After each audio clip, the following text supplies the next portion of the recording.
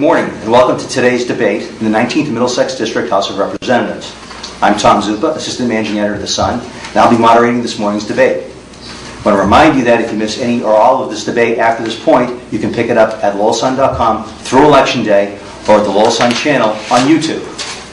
Okay. Our candidates engaged in a spirited debate last night in Tewksbury, and hopefully today we can delve more into the issues in the 19th Middlesex District, which is Tewksbury Precincts 11A, 22A, 44A, and Wilmington Precincts 1, 2, 4, 5, and 6. Our candidates are the incumbent Democrat Representative James Miceli and his challenger, Republican Mario Marchese. Gentlemen, good morning. Good morning. Good morning. Thank you. Thank you for being here. We'll dive right into the questions. Mr. Miceli, we'll start with you.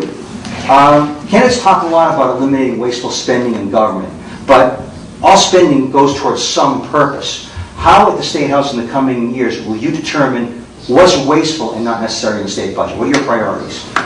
I voted against the state budget in its entirety last year.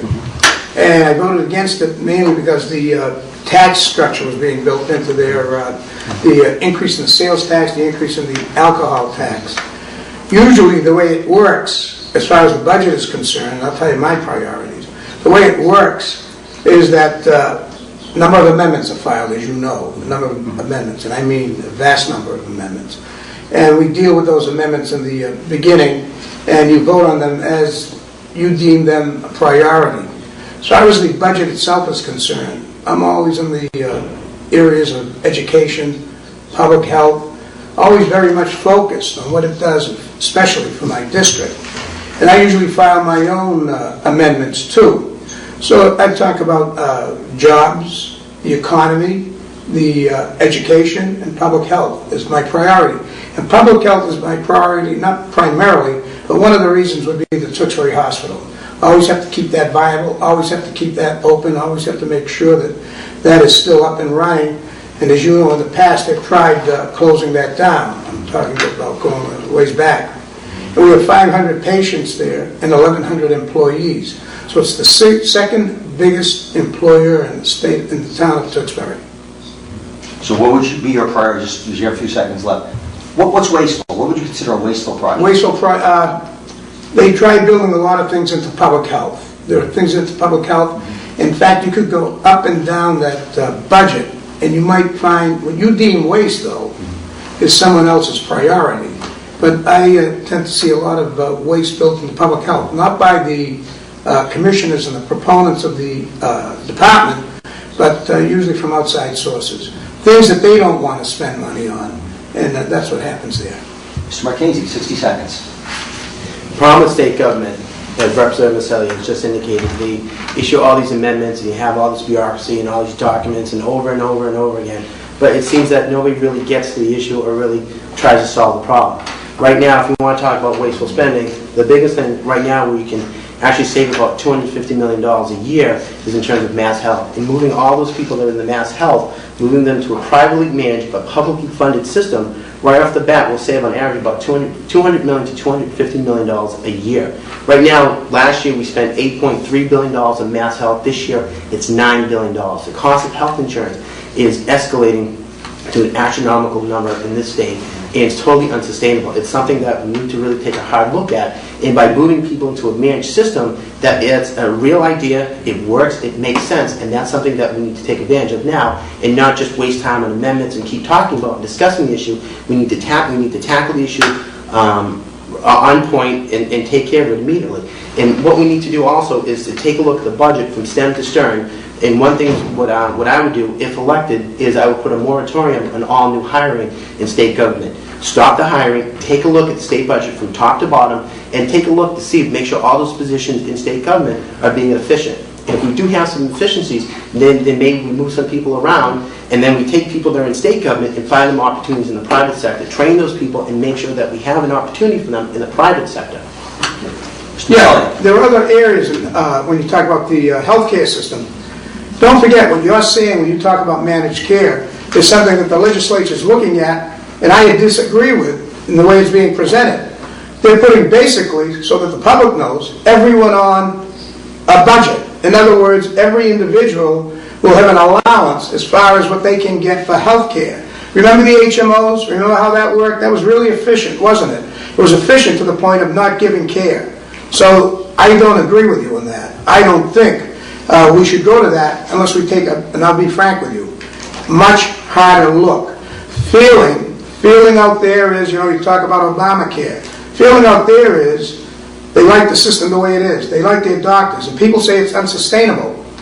And maybe there's another way to take care of it. It's unsustainable, the fees for service. They say it won't work. But that system is absolutely, I'll use someone else's word, draconian. Mr. Marchese, you want the last word on this one, or you? Sure. Representative Miceli refers to Obamacare, but Obamacare is based on what we have here in Massachusetts, Mass Health, and that's what they're basing on. They're saying Mass Health is so successful, so we're going to have national health care. But there's this huge outrage and outcry that people do not want national health care, and they don't want the government telling them how to manage their care. We've seen how wasteful government can be, and that's why when you go to privatization, you manage that you can better use your tax dollars in a more efficient way. You're shaking your head. I'll give you 15 seconds, then we'll move on. 2 minutes. Remember, let me say this, that we're talking about almost the HMO all over again, and we're talking about putting everyone on an allowance. And let me tell the senior citizens out there, think about how you're going to be treated in a process like that. Great. We'll move on. We'll stay with the spending question. Mr. Marchese, let's say you're elected on November 2nd. You go to the State House in January, and you have the power to just flat eliminate any one program when you walk in the door. What would that program be and why? Right off the bat, I would have to say there isn't a program I have off the top of my mind right now that I would eliminate, because, again, I would have to take a look at the budget from stem to stern to make sure that any decision I make is an educated decision. I just want to go in there and say, we're going to cut 5,000 state employees. To me, that's wrong. You can't just arbitrarily make up a number without doing all the research. So when I get in there, I'm going to take a look at the budget, make sure that we're spending our dollars efficiently as possible. I mean, if there is wasteful spending, then some hard decisions are going to have to be made. Because honestly, we're working to represent the people of Wilmington, Tewksbury, and we get to use their tax dollars as efficiently as possible. So if that means maybe some capital projects get deferred because we can't have the long-term debt, we maximize our debt in the state, then we defer some projects in the interim. Or if we have to look at some operating expenses, and to trim the fat a little bit, then that's what we need to do. But again, I want to make sure whatever decision I make is an educated decision, if and when I'm elected. Representative Miceli. On that basis, the only way you could approach that, if you said that you were going to cut that budget, you would have to cut it across the board so that no one department would sustain tremendous impact. In other words, you'd have to go in there, let's say we have a situation coming up where we're really going to be short as far as revenue is concerned, although revenues monthly seem to be growing. But short as far as revenues are concerned, the only way you would approach it, the only fair way, would be across the board. Mr. Marchese. And that's something I don't agree with, because we do say an across the board cut, then you're talking about local aid, you're cutting money to cities and towns, and you're cutting money to schools. And cutting education funding is the worst thing you can do. One thing I was very upset about is that schools didn't get a raise this year. In terms of all the state colleges and universities, they all got a 3% increase. Chapter 70 didn't get a 3% increase. Cities and towns actually got a 4% cut in local aid. So what you need to do is, you can't just make an across-the-board judgment saying we're going to cut everything across the board. It has to be an educated decision based on what's right for Massachusetts. Representative Miceli. Yeah, let me say this, that this year I voted against the budget. Voted against the budget as far as the budget was concerned, so I have no responsibility as far as what's in that budget this year. I will say this, I think my opponent knows that usually local aid isn't usually affected when you're talking about across-the-board cuts. Mr. Marchese, you look like you have something you want to say. Absolutely. For Representative Miceli to say that he has no responsibility in the budget, I think to me that's a wrong statement, because he's part of the system, he's up there, he's voting every single day, and he has a voice. And to say that he's not part of that, or he doesn't have any responsibility, I think is wrong. And that's actually irresponsible. He should say that I am irresponsible, I'm fighting up there, trying to keep our spending down and keep our taxes down. I think that's the appropriate approach here. And I would say that I would be responsible for everything that happens out there, because I'm a representative of the 19th Middlesex District. Playing with semantics. We can get back and forth. You're playing with semantics. I think you understood what I said. As far as anything that's detrimental in that budget is concerned this year, I bear no responsibility in that respect, because there were a lot of things this year that I felt I couldn't support. And one thing in that budget this year was the increase in the taxes. Okay? Okay, yeah. Great. Let's move on. Let's talk one more budget question. Representative Miceli, you go first. It's a budget and spending type question. People saying right now in this economic situation we should severely limit spending and borrowing. But that's going to change. We're seeing some signs the economy is starting to loosen up. There was some good economic news yesterday with the lowering of the unemployment rate. When the economy recovers, whether it's a year, 2 years, 5 years from now, what should the state be doing with both limiting spending and borrowing and perhaps new efforts at developing the economy? As far as that is concerned, if it continues to go the way it's going and it shows signs of recovery, the first thing we have to do, and I'm from the school that said that if you borrow, you have to pay it back. We should build up that rainy day fund again. Start building that up again. And as far as the economy is concerned, our infrastructure is in deplorable condition. Increase local aid, something in that area. But obviously, these increments and this growth will not be able to sustain tremendous expenditures. And we've got to be careful about the way we do it. Mr. Marchese. It's kind of funny how you mentioned the unemployment rate now at 8.8%, but if you actually look through the statement that issued by the state, it said financial activities gained 1,300, information was up by 500, services, scientific and business added 400, but we lost 11,200 in leisure hospitality, we lost 5,800 in health and education, we lost 1,600 in construction, lost 1,300 in manufacturing, and we lost 800 in transportation and utilities. It seems to me that we actually lost more jobs than they actually said that we gained. And I think that's a big factor right now, is that a lot of people have been unemployed for so long, and a lot of their unemployment benefits have actually expired, so people aren't able to apply for unemployment anymore. So in terms of these numbers, I don't think this is accurate, because I think it's a worse situation out there, especially with the credit markets, where one of the things that the federal government did is they gave all that money to the financial institutions, which I think was a big mistake, because all they ended up doing was taking that money and freezing up the credit markets, and the people who need that money most didn't get it. I do agree with Representative Miceli that if in terms of things do start turning around, that we need to start saving again and put that money back into the rainy day fund, because we do need to have that money for the future. In terms of what they've done recently and taking that money every single year and using it for the operating to fill budget gaps, I think is a serious problem. Because Massachusetts does not have a revenue problem, we have a serious spending problem. When state spending keeps going up by, last year our state budget was around $27 billion.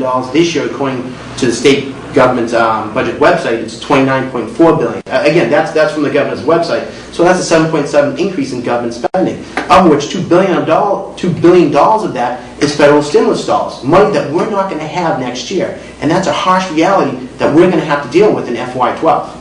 Representative Miceli. Yeah, as far as that is concerned, the indicators that are used show growth.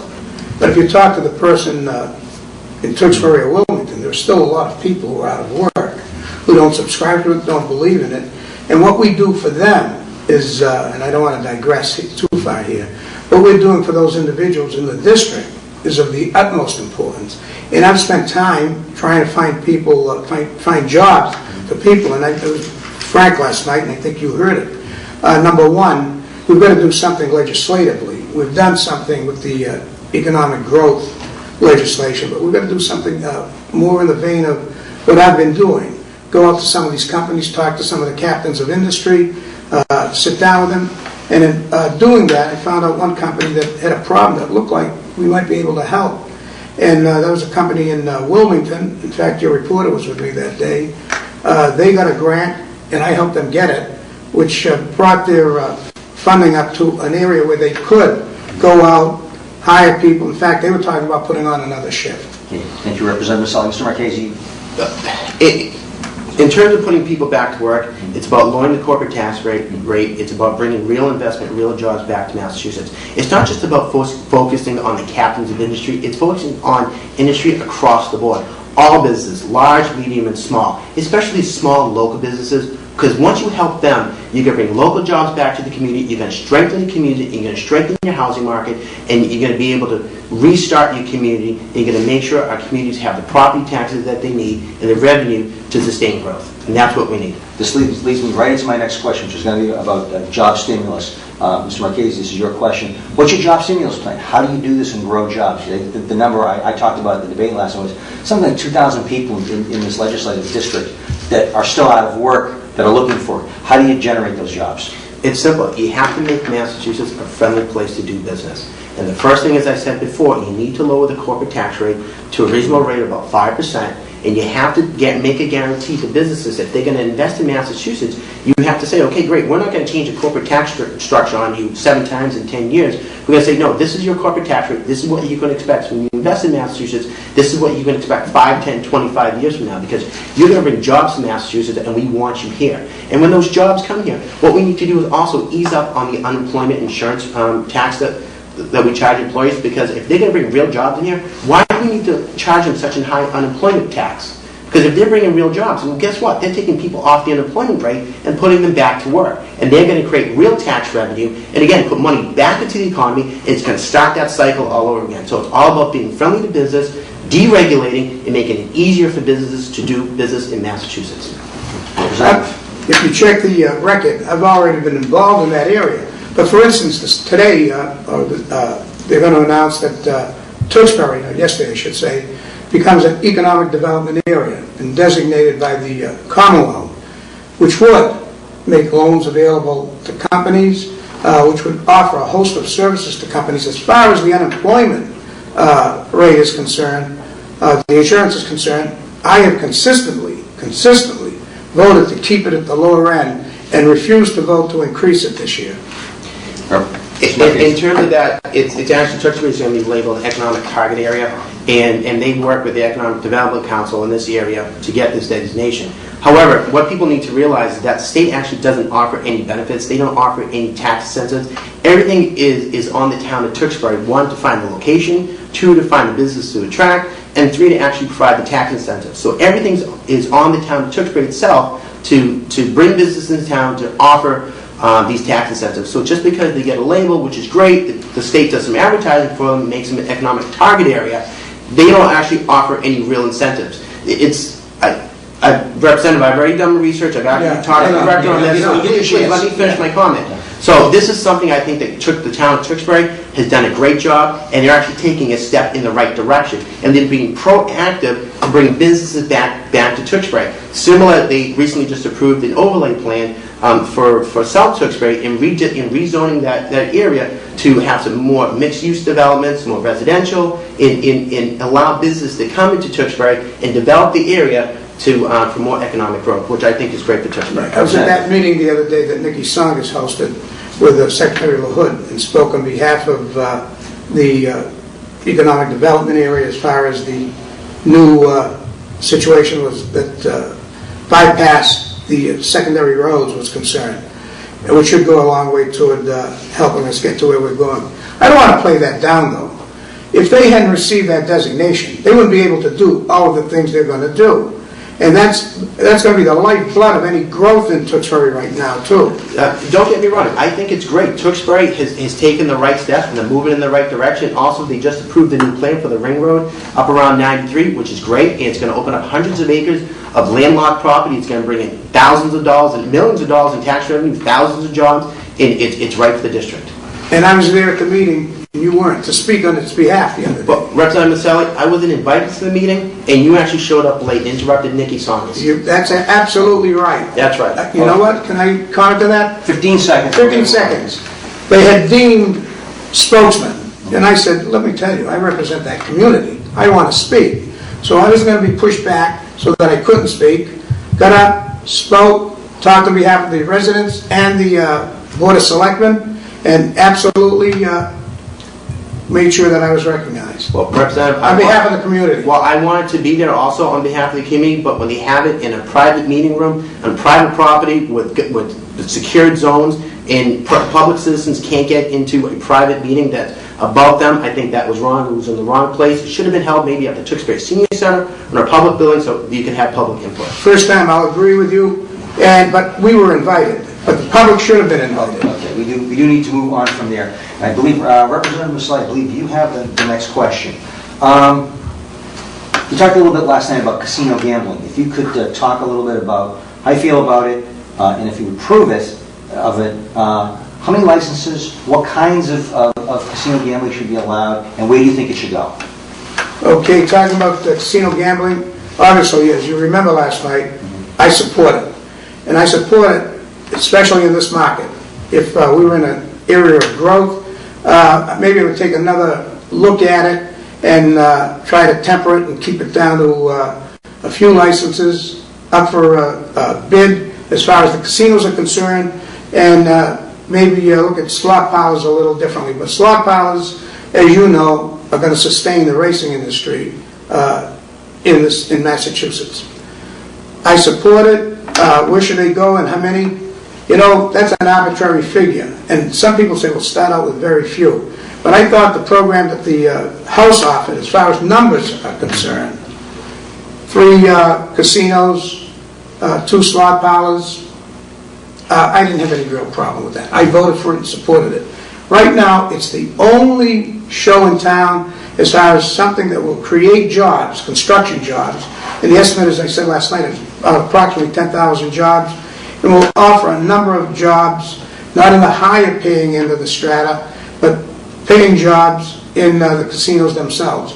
Is this something that's going to be done overnight? No. It's going to be 2-3 years before any of these are up and running. But we can take the license fees and use those monies to help do some things on a local level. Mr. Marchese. As I stated last night, I'm in opposition to casino gambling in Massachusetts because it's not the right environment. It's not for Massachusetts. In 2008, we were facing the same situation we are today with thousands of people losing jobs. We were facing a $1.3 billion deficit. And at that point, the Massachusetts legislature agreed that casino gambling was wrong for Massachusetts, even though we were facing huge unemployment, construction was going out the window, and they just said flat out, it's not right for Massachusetts. Now, in terms of the unemployment numbers, they say it's going to create 10,000 to 15,000 construction jobs. I think that number is grossly inflated because at the height of the construction of the Central Artery Tunnel project, I think at its maximum it had about 6,500 workers at its maximum, a $14 billion project. In terms of this, when you're going to create 3 casinos and 2 no-bid casinos in the state, they're saying they're going to create 10,000 to 15,000 construction jobs. I think that's grossly inflated. I do not believe casinos, as we've seen in the state of Connecticut, is a sustainable industry. As we are now in these dire financial times, you have Mohegan Sun and Foxwoods laying off thousands of people. The state of Connecticut's having serious financial problems. And for us to rely on an industry that requires people to have free cash, and we know right now nobody has any free cash. When we have 292,000 plus people unemployed in Massachusetts, no one's going to have the time or the money to go and gamble on casinos. And the fact that they wanted 3 casinos, Connecticut only has 2. And they've been there for years. And now they're having serious problems. And for us to have 3 and then 2 no-bid casinos is absolutely flat-out wrong for Massachusetts. The legislature agreed to that to 2008, and I think in 2010 it's the same situation. Representative. The situation right now is much more dire than it was in 2008. Much more dire. And as far as the numbers are concerned, there are a lot of studies. So what if it turns out to be 8,000 instead of 10,000? Those are 8,000 people who have jobs and can go to work. Is it, I'll say it again, end-all, be-all, the panacea? Absolutely not. But right now, as far as this Commonwealth is concerned, we have towns or cities that are willing to accept these casinos. We should give them a chance if they want to, and we should accept it, and we did. We voted last year to allow this. Should we hang tight about the number and what have you? Absolutely not. Senate has their proposal, House has their proposal, Governor had his proposal. There's got to be a compromise. The logjam has to be broken and this thing should become a reality. You know, Representative Miceli, it's kind of funny you said 10,000 was 8,000, but that was the biggest sticking point back in 2008 when nobody in the legislature agreed with the governor at that time when he had proposed casino gambling on the number of jobs that we could create. Everyone had said, no, this is unsustainable, it's not realistic, your numbers are grossly inflated, and I still believe today the numbers are grossly inflated. It's just that people are trying to divert the issue, and we're trying to create more revenue in the state of Massachusetts, when actually there is no additional revenue. All you're going to do is you're going to take money from the lottery, and people are going to go spend it in the casinos. And people are going to spend money that they don't have, and they're going to put themselves in a situation that's worse than they are in today. Mario, these people are going to Connecticut anyway. You know, you're going to wake up to this fact right now. And I'll say it again. The people want it in this community. I'm talking about the community of Massachusetts. They want it. It's the only show on the horizon, and that's something that we should buy into. Reps, I don't think that people in Massachusetts really want this, especially the people in the 19th Middlesex District, because someone could easily say, well, great, we're putting a new ramp on 93. Why don't we, all those hundreds of acres that are being opened up in the properties of Tewksbury and Wilmington, why don't we put a casino right there? And I bet you if you ask the people of the district if they want a casino in their backyard, they're going to say absolutely not. Because it's wrong. It's wrong for the community. It brings the wrong type of jobs. It's not the type of jobs I want my children, when they graduate college, to go into casinos. That's not why I'm going to send them to college. It's the wrong industry. It's wrong for Massachusetts. First of all, there are enough communities that are willing to host it, that want to do it. And Tewksbury's not one of those. So I can't see a casino in Tewksbury in the near future. Okay. All set, Representative. Thank you. We will move on to the next question. This is for you, Mr. Marchese. Is representing the 19th Middlesex District a full-time job? Yes, I believe it is. I truly believe it is. There's a lot of time and effort that goes into it. I mean, I've been on this campaign now for 16 months, and I've been walking all throughout the district and talking to thousands of people. And by far, that's been the best part of this campaign, is going out and meeting people and talking to people every single day. It's not just about going up to Beacon Hill, and debating issues on the floor. It's also about coming out into the district, which I have to give Representative Miceli a lot of credit for. Constituent services, he's done a phenomenal job. You'll never hear me discredit him on that. I give him credit for that, and that's a big part of the job. But also, again, you have to be up on Beacon Hill. You got to be in the district. It is a full-time job. Unfortunately, some of the legislators up there don't believe it is, and they don't have normal working hours. I think our state legislature should have normal working hours, 9 to 5, and allow the public to be part of that process at all times. When they extend the session, beyond 9 o'clock and the doors are closed to the public and the public can't see what their state government's doing, I think that's absolutely wrong. When some weeks they're meeting for 2 or 3 hours at a time, and other weeks they're meeting, on weekends and extending sessions, similar to what they did at the very end of the budget. They went all the way down to the 11th hour to get the budget passed and try to resolve this casino gambling issue, when they had plenty of time all through the entire session to do this. But at weeks on end, they would meet 5, 6, 7 hours a week. To me, that's not realistic. If you're going to go and represent the people of Massachusetts, then you need to take this seriously and take it on as a full-time job. Representative. You should talk to my wife. I've taken this on as a full-time job. In fact, honestly, I'm not exaggerating. My day starts about 5:30 in the morning, and I'm on the phone probably by 6:30 calling people. People who have called the day before. I get at my house 40 calls per day, and there are more calls than even go into the Boston office. And I take care of every aspect of that job. I go in there to fight for legislation, and I fight for it.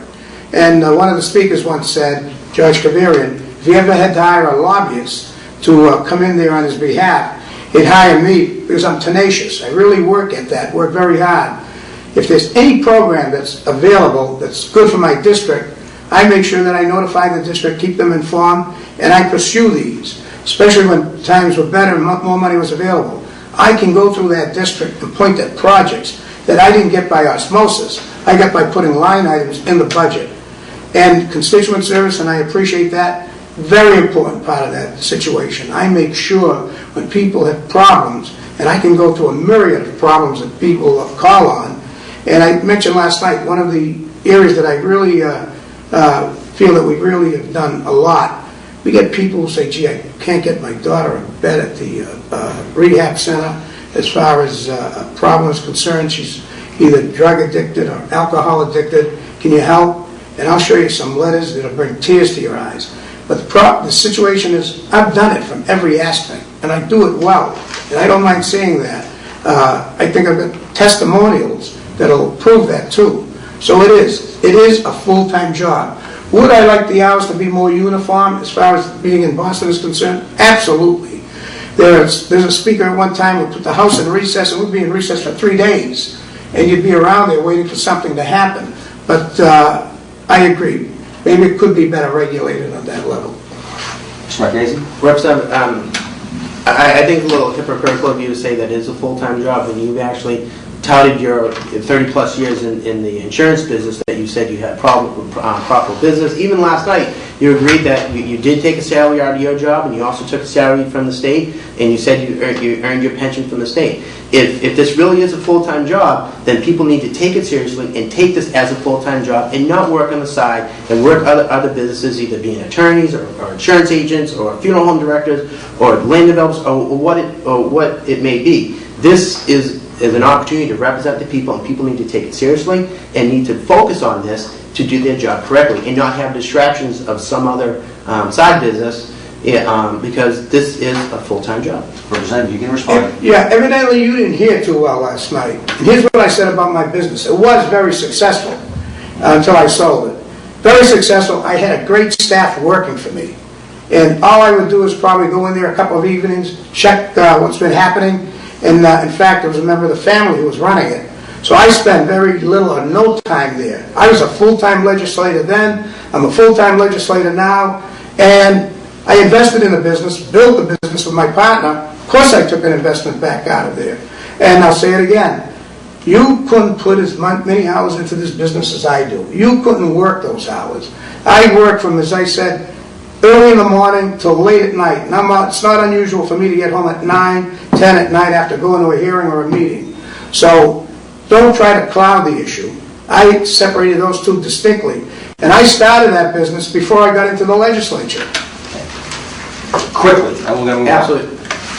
Representative, don't try to tell people what I can and cannot do and how many hours that I can put in a week, because I've been working on this campaign. I've been working full-time, raising 2 children, coaching a football team, on school committee, and doing the best that I can. So I put in numerous hours, countless hours, and I've worked thousands of miles all throughout the district. So trust me, I know what it means to work hard. And we're going to move on from there.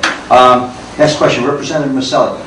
One thing that a lot of communities are really struggling with is the ever-increasing cost of health insurance and basically union-mandated contracts. They feel very restricted by their inability to manage the health insurance. A lot of communities looking to build what's called plan design, where they can make unilateral changes. Do you agree with this or disagree with this? As far as I'm concerned, as far as that, I think I mentioned it last night, the communities are going to be meeting on this issue. They will be. The selectmen and the unions. And I'm giving them a chance to see if they can work something out. If they don't, then I'll have to, as far as I'm concerned, I'm open on it. If they don't, then I'll have to take some action down the road. Mr. Marchese.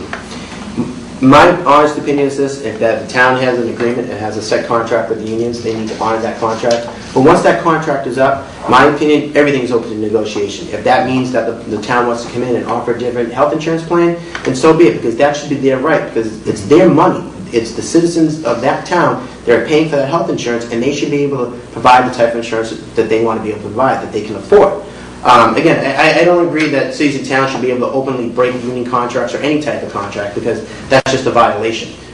It's just like a handshake. You agree to something, you stick to it. But again, once the contract's up, then everything should be open to negotiation. Everything should be on the table. Representative, in seconds if you'd like. I'll stand by what I said. I'm waiting for them to work something out, and they will. And they're going to sit down, either come to an impasse, or I've got to give them an opportunity. Once they do, then I will get involved. And I agree. You've got a contract there. You've got to abide by it. But I think they understand that, both sides, the current contract. And what I'm hoping is that they can sit down and work something out. But the problem is right now is the cities and towns are talking about breaking these contracts and have this plan design issue get forced right in there to allow them to break contracts, which I think is absolutely wrong, and I don't support that. You need to honor the contracts, and when the contract's up, everything's open to negotiation. Period. You start over. And that's so. Yeah. If I can just follow up. So if Tewksbury, if you go to Beacon Hill in January and Tewksbury or Wilmington puts in a home rule petition, will the community? You'll support it? That's hypothetical. Hypothetical. They're all. Yeah, I know, but I'm going to wait to see what they do. But I'm on the same page though as far as current contracts are concerned. Right. Obviously, I would never break a current contract. You'd have to see if it was legal. You know, if a home rule petition is asking us to break contracts, I would say no. That wouldn't that wouldn't be legal. Let the contract expire and then have everything open to negotiation. Okay, very good. We'll move on. We can now go through the ballot questions. First question one, and I believe we're at Representative Miceli, I believe this is your question. Question one seeks to repeal the sales tax on alcohol that was implemented a couple of years ago. Yes or no? I would vote, first of all, I voted against the sales tax on alcohol. And to implement a new tax on alcohol and make it less competitive for our, especially for our border communities, absolutely ludicrous. And the folks who came to the legislature lobbying against that at that time when they heard it was going to be imposed, knew they had a friendly face and came to my office, sat down with me, and I completely sympathized with them on the situation. So I think people should vote to rescind it. It's a tax that's really unfair, and what we've got right now is we've got a disadvantage as far as this area is concerned. And I won't be surprised to see, even for that small amount of money that people allude to, and I don't think it's small, I wouldn't be surprised to see some companies, some liquor stores go out of business. Mr. Marchese. It would be a shame to see liquor stores go out of business, and I think that's why action needs to be taken and repeal the sales tax on alcohol. There's already an excise tax on alcohol, so adding an additional sales tax on top of it is just double taxing the product, which I think is wrong. The sales tax has had a devastating effect on the entire Merrimack Valley and all season towns that border New Hampshire. You just see lines of cars just heading straight up to New Hampshire looking for alcohol, tax-free alcohol. It's devastating to Wilmington, Tewksbury. There's one business in Wilmington I know as a fact has lost over 50% of their business because of the tax on alcohol. Because New Hampshire's a 15-minute drive. People would rather drive 15 minutes and pay no tax than the state than instead of paying 6.25. It's wrong. It needs to be repealed immediately. Just so is it lost. I voted against that sales tax, that tax on liquor, and the sales tax. Okay. Let's move on. Question two. Question two will repeal parts of Chapter 40B, which is the Affordable Housing Law. Mr. Marchese, how do you feel about that? Again, just as a clarification of what this is, question 2 doesn't necessarily abolish 40B. What it does, it abolishes the unilateral permitting process. So it just makes it more difficult for 40B projects to come through. I do agree that there are major problems with the 40B when you have a lot of developers out there who would take advantage of the system, when they've given pro forma financial information to seasoned towns and they say, well, this is how much money we're going to make and we're not going to make that much. And then a lot of developers actually make a lot more than what they said they were going to do. So I think there should be a lot more oversight and regulation in the 40B. But I do think the state has some responsibility to offer affordable housing to those out there who just can't afford housing in Massachusetts. We're one of the highest housing markets in the entire country. We have kids graduating from college who are leaving the state in droves because they can't afford to buy a house here. Is that what we really want to do? Do we really want to push more people out of Massachusetts and then lose another congressional seat, which is open right now? Is that been contemplated because of the 2010 census, because so many people have left the state? I think we need to reverse that process, make housing affordable in Massachusetts, and I think we need to reform the system to make sure that these abuses of the past don't happen anymore. Representative Miceli. Yeah, I've thought 40B from its, well, not its inception. It got its birth before I ever got to the legislature. But I'll say this, that I've been alongside some of the other legislators who really opposed 40B. I see this as a golden opportunity for people to vote yes, to repeal the law. Let's start all over again. Create a law that affords affordable housing, that makes affordable housing more sustainable, and offers people a chance to buy a house at affordable rates, but gives the community some more input into the process, much more input than they had before. Right now, what you've got is, first of all, Greg Sullivan's investigation, that they've been making outlandish profits, and the towns have seen nothing from that those outlandish profits that they should, number one. Number two, take towns like Bill Ricker. Someone comes in with a 400-unit development, completely turns the town on its ear financially. I just feel the town should have more to say about this, and I do support the repeal, and I support, let's start building this law from the ground up. It's not that the towns don't have a say in it. The towns do have a say, but the process right now, it just simplifies the process so that developers aren't going through 4 or 5 or 6 or 7 different boards within a city or town to get approvals. It just simplifies it so they go to a one-step process to get get the program advanced. Isn't that what we want in the state, though? Is we want to advance construction jobs. We want these projects to move forward, to put people back to work. It's just to eliminate this process. It's just going to, again, it's going to reduce the number of construction jobs out there and kill development in Massachusetts. 40B, it makes sense to offer affordable housing. But what needs to happen is not to completely abolish the system, but the system needs to be reformed. And we need to take a hard look at it and reform what we have. We don't need to necessarily start over, but we need to take a look at it, reform it, and make sure it's regulated properly. So are you arguing, you're both saying there are changes that need to be made, but you're talking about a different way of doing it, correct? You want abolition, you want work within the system right now, but you both want reform it. Okay, but what are the changes? Look, let me tell you. Sorry, what are the changes? But let me tell you, we've tried changing it. We have, to give the towns a little bit more input into it, and to give them, to streamline the process where they go just one step and bing, they're in business, is wrong. And I'll say it again, we need to streamline the process to the point where at least the towns are involved. And let me tell you, they're involved at a minimum. Tell any town, tell Bill Ricca that the system works. The system doesn't work. And that's why there's been a hue and cry, and I applaud those people who made that effort. It's a grassroots effort. Went out and got the signatures on a petition to do it. The developers, the builders, and I'm not castigating them, some of them are good friends. But, you know, the people who are involved in this and specialize in it, it's not a good system. And as I said, ask the local boards, ask the boards of selectmen in every community, and if they have their druthers, they'd rather use another process where you might have an appeals board that's comprised of people who've served on local boards in a senatorial district. In other words, instead of appealing this to Boston, where people feel, towns feel that they don't even have a shot if they appeal it. Create a new board, have the board comprised of, say, planning board members, former planning board members, board of appeals members, and they sit as an appeals board on a regional basis, and you'd have a series of those throughout the state. But I don't want to start dealing with minutia, but we've got to kill it and build it up over again so that it works on behalf of everyone. What's your fix, Mr. Marchese? What's your ideal plan? The ideal plan, again, is to take the system, reform it, and make sure that we have regulators in the process who are actually overseeing the financials of the developers, to make sure that what they're spending is according to their pro forma. Because right now, you don't have that backside regulation. The developer submits a pro forma and they say, this is what we're going to do, but then you don't have somebody coming back in and checking the invoices, checking to see what the sales are, and to making sure that they are meeting their pro forma. And if they're exceeding their pro forma, there has to be fines and penalties assessed on the developer for exceeding what they said that they were going to do. So that's what needs to happen. You need regulation in 40B. To completely abolish it, I think is absolutely wrong. It's going to ruin the construction industry, and it's going to destroy affordable housing in Massachusetts. Well, you even mentioned Bill Ricca in passing. And then we talk about pro forma. One of the pro forma cases they're talking about happens to be a Bill Ricca case, and Representative Green's been very vocal about this. Right. And some of his ideas have been ideas such as including apartments, including trailer parks.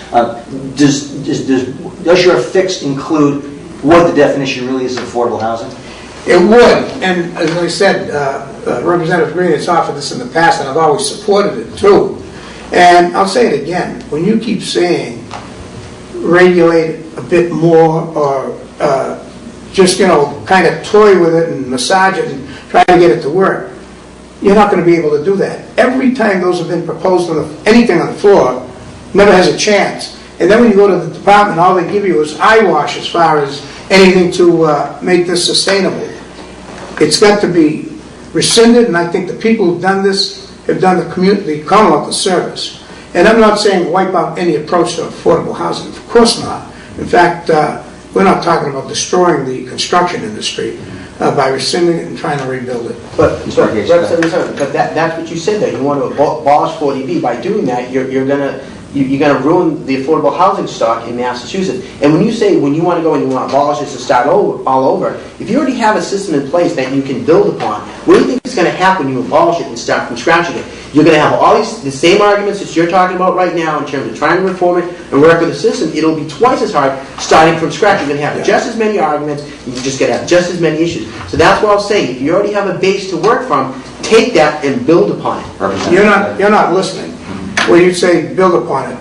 This has been tried. It's been tried very aggressively. Some good people, Representative Green, myself, a lot of the others, Jim Fagan, tried in the legislature, and then we go to the administration and we get nothing. So it's been tried. It's not like we're doing this for the first time. This has been tried probably 8 or 9 times. Now and then a little new change in the regulations will dribble out. This is the only approach, and people are doing this out of a sense of frustration.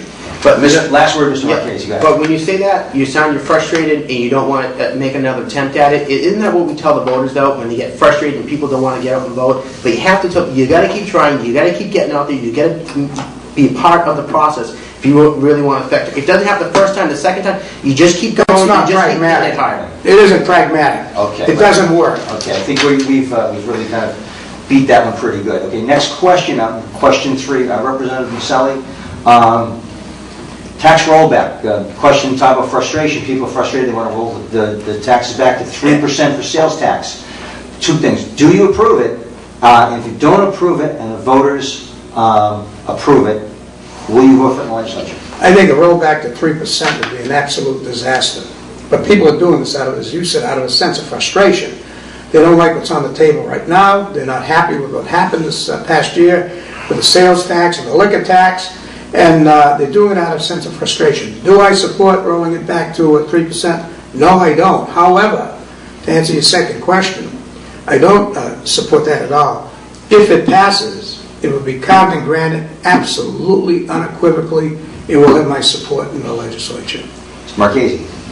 This is something where Representative Miceli and I agree on. Well, cutting it back to 3% is going to have a devastating effect all throughout Massachusetts. It's going to cut local aid. It's going to cut Chapter 70 funding. It's going to hurt cities and towns across the board. It's an extreme measure that I don't think we need to take, but I do support going back to 5%. The problem with question 3 is it's a catch-22. We're damned if we do, damned if we don't, because if you vote for it, you have an extreme cuts, and if you don't vote for it, the legislature is going to say, well, guess what? The people of Massachusetts, they're okay with 6.25 because they didn't vote to roll it back.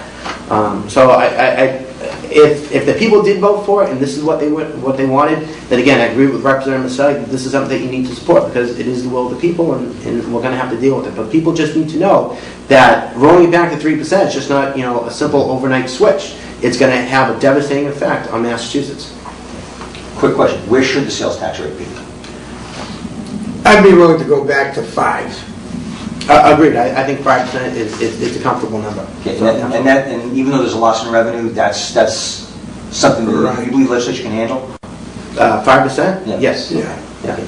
Well, the thing is, though, when you have state government that keeps growing, that's the problem. Massachusetts does not have a revenue problem. It has a spending problem. If you stop the spending and slow it down and bring it back to where it was 5-10 years ago, then guess what? Going to 5% or even 4% won't be that bad because, again, we don't have a revenue problem. We have a spending problem in the state. If you talk about a spending problem, if you vote the way I do, we wouldn't have a spending problem. Okay, very good. We're going to have about 1, maybe 2 more questions, and then we'll go to final statements. This is yours, Mr. Marchese. When you get to Beacon Hill in January, if you get to Beacon Hill in January, I should rephrase that. Apologies. If you get to Beacon Hill in January, what measures do you propose to improve transparency of the legislature? Oh, that's simple. All meetings up there on Beacon Hill should be open to the public. Every single meeting, every conference meeting, every subcommittee meeting, everything should be open. There shouldn't be any behind-the-doors meetings and discussions. When things go into private conference, I think is wrong. I think that people should know what their legislators are voting for and what their comments are on the issues. It should be an open book policy no matter what happens out there. There should be complete transparency in all types of discussions, all types of memorandum. Everything should be open to the public because we do represent the people. There should be no closed-door meetings. The session should not meet beyond 5 o'clock when the building closes. It should be open to the public at all times. It's the people's building, and we represent the people, and they should be able to have access to us all the time.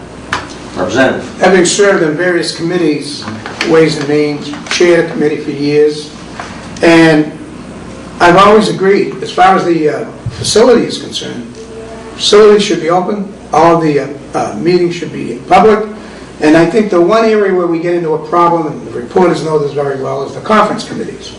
They move from room to room without notifying you. I agree that those, but I've agreed for years that those should be open, and I've always voted to open those up. And in other areas, I don't know if there's a meeting in the Speaker's office or anything of that nature is happening, but as far as the facility is concerned, those meetings should be open, and I have no problem. We're open as far as the gallery is concerned when we're in session, formal session, debating. And the one area where you get into trouble with public hearings on the bills, those are public. The only area you get into trouble, and a problem I should say, is in the conference committees. And I agree, but I've been saying it for years. Those should be open. Even the members become frustrated when they're chasing something down that's important to them, and they find out the conference committee's in lock-up session, or they haven't announced what time they're coming in. That becomes a problem.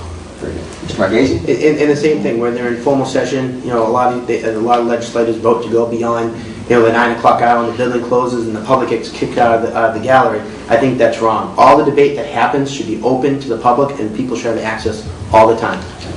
I don't think they close the gallery. Let me say this, and if they do, and I doubt it, but if they do, it should be open. But I'll say this, going beyond 9 o'clock sometimes is the right way to go. And a lot of us vote that way. I voted both ways, but primarily to go beyond 9. You're working on something. People say there's a sense of frustration. Gee, why didn't you get this bill through? How come you toyed with casino gambling and never got it done? If going beyond 9 will bring something to fruition, I've always voted to go beyond 9. And I think the vast majority, the overwhelming majority, always vote to go beyond 9 o'clock. But if you run the legislature like a private business and you work normal business hours and you work your hours that you're supposed to work and get the job done, then there's no reason to go beyond the hour of 9 o'clock. Well, in public sector, in the private sector, they have overtime. Well, you're not recommending overtime. You want to pay overtime, and that's what happens when the building stays open like that. You have to pay overtime for it. No individuals receive. Don't even joke about that. Nobody receives any extra pay. Not the legislators, Jim. Everybody else. Thank you. I think he's referring to the custodians. Exactly. That's right. Keep the building open. I think it's compensatory time. I don't think they're paid overtime. Okay. Very good. And thank you very much for your questions. It was a very lively debate. We're going to go to final statements. You're going to have 2 minutes each. And Mr. Miceli, you had the first question, so I'm going to give Mr. Marchese the first final response. Please look into the camera, 2 minutes, and explain to the people of Tewksbury and Wilmington why you should be state representative. My name is Mario Marchese, and I'm a resident of the town of Wilmington. I've been so for 14 years. I have 2 beautiful children, and I'm running this year not on change, because change is what's left in your pocket today. The reason why I'm running is to bring a real voice and a democracy back to Beacon Hill. When you have a one-sided house that's been dominated by one party for over 55 years, you don't have a real voice. You don't have a real democracy. Your voice has been lost in a sea of bureaucracy that has been controlled by one house for far too long. I've been walking out through the entire district for over 16 months now, and I've talked to thousands of people, and I've been listening to their stories. And honestly, the reason why I've been doing this is because this campaign is not about me. It's about you. It's about the people of Wilmington, Tewksbury. It's about bringing your voice back to Beacon Hill. And it's about bringing democracy and real representation to Beacon Hill to represent you, the people of the 19th Middlesex District. And if, when elected on Tuesday, November 2nd, I promise to bring your voice to Beacon Hill with me. Thank you. Mr. Marchese, thank you. Representative Miceli, 2 minutes. Yes. Sweeping generalities, when you talk about every member of the House, your voice not being heard, the people in Tewksbury and Wilmington are well familiar with myself. I've been very active in the community. I'm out there speaking to people constantly. I represent them the way they want to be represented. I've had more than one person stop me over the years and say to me, gee, I read your vote in the Lowell Sun or what have you, and I like the way you vote. You reflect the will of the people, and that's what I've done. If you look at my voting record, it reflects the will of the people in this district. I'm available. I've got office hours in the district, so these aren't new words to me. Office hours in the district. I run a town meeting in each town, and people see me in the market, they see me in the street, and they talk to me. And I'm only trying to get to that point where I say I'm available. I do work with them. I'm not that stereotype that everybody seems to throw out there. And when the town needs something fixed, needs something built, I'm there. They call me, and we've worked together, and we're able to get a lot of these things through. And I'm like you, Mr. Marchese. I'm there. You missed 30% of those Conservation Commission meetings while you were in office. You absolutely missed them. And you can't represent the people and miss a third of the meetings. I would ask the people to take a look at my record, take a look at what I've done, and do it as what you have to do, but please consider me and give me some consideration when you vote on Tuesday, November 2nd. Mr. Marchese, I'm going to give you 30 seconds to respond because you were mentioned in the closing statement. And so go. To the regard that I served in a voluntary position in the town of Wilmington and an open seat, and I did the best of my ability while working full-time and raising 2 children. I think I have no shame in that. I've worked very hard in the Conservation Commission. In terms of when you talked about representation being a real voice, it all depends on how you vote and where your votes are based. Are you voting with the leadership 94% of the time, or are you voting based on what's right for the district? And that's what I promise you. You voted unanimously with the committee every time. The people of Wilmington, Tewksbury, I promise you that I will not base my votes based on what party leadership tells me or what unions or political action committees tell me to do. I will vote based on what's right for the district. If you respond to his charge, not directly to him, 30 seconds, and then we're done. If people have looked at my voting record, and I know they have, I have voted off so often, I don't vote with the leadership.